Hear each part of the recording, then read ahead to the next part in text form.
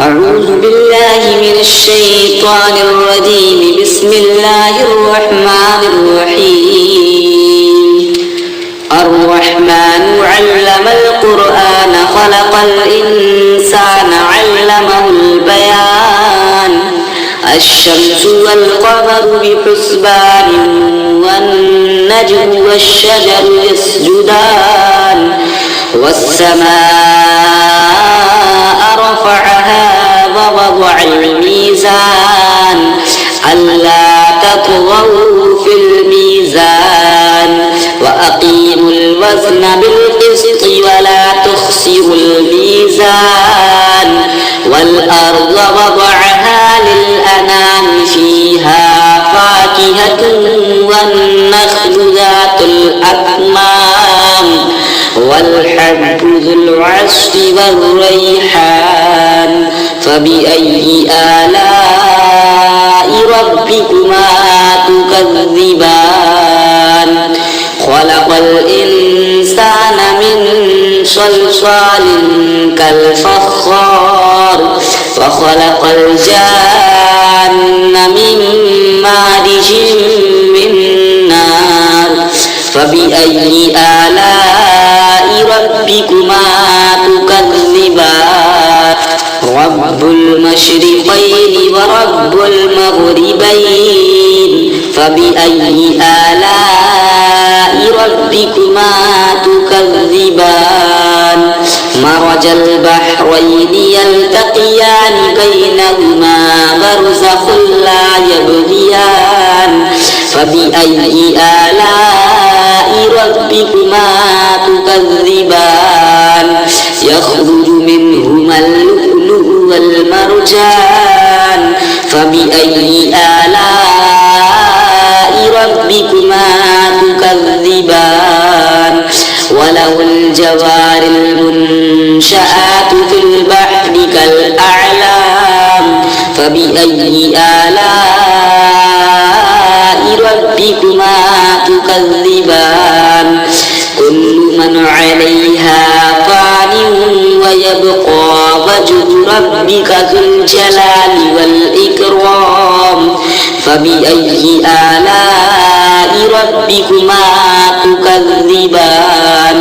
يسأله من في السماوات والأرض كل يوم هو في شأن فبأي آلاء ربكما تكذبان سنفرغ لكم أيها الثقلان فبأي آلاء ربكما تكذبان يا معشر الجن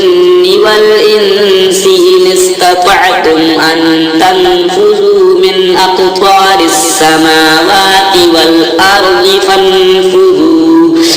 لا تنفذون إلا بسلطان فبأي آلاء ربكما تكذبان يرسل عليكما شواظ من نار ونحاس فلا تنتصران فبأي آلاء ربكما تكذبان فإذا انشقت السماء فكانت وردة كالدهان فبأي آلاء ربكما تكذبان فيومئذ لا يسأل عن ذنبه إنس ولا جان فبأي آلاء ربكما تكذبان يعرف المجرمون بسيماهم فيؤخذ بالنواصي والأقدام فبأي آلاء ربكما تكذبان هذه جهنم التي يكذب بها المجرمون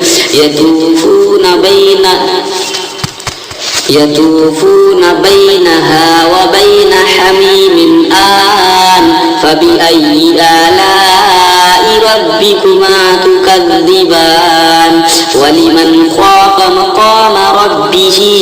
جنتان فبأي آلاء ربكما تكذبان ذواتا أفنان فبأي آلاء ربكما تكذبان فيهما عينان تجريان فبأي آلاء ربكما تكذبان فيهما من كل فاكهة زوجان فبأي آلاء ربكما تكذبان متكئين على فرش بطائنها من استبرق وجنى الجنتين دان وبأي آلاء ربكما تكذبان فيهن قاصرات الطرف لم يطمثهن إنس قبلهم ولا جان فبأي آلاء ربكما تكذبان كأنهن الياقوت والمرجان فبأي آلاء ربكما تكذبان هل جزاء الإحسان إلا الإحسان فبأي آلاء ربكما تكذبان ومن دونهما جنتان فبأي آلاء ربكما تكذبان مدهامتان فبأي آلاء ربكما تكذبان فيهما عينان نضاختان فبأي آلاء ربكما تكذبان فيهما فاكهة ونخل والرمان فبأي آلاء ربكما تكذبان فيهن خيرات حسان فبأي آلاء ربكما تكذبان حور مقصورات في الخيام فبأي آلاء ربكما تكذبان لم يطمثهن إنس قبلهم ولا جان فبأي آلاء ربكما تكذبان متكئين على رفرف خضر وعبقري حسان فبأي آلاء ربكما تكذبان تبارك اسم ربك ذي الجلال والإكرام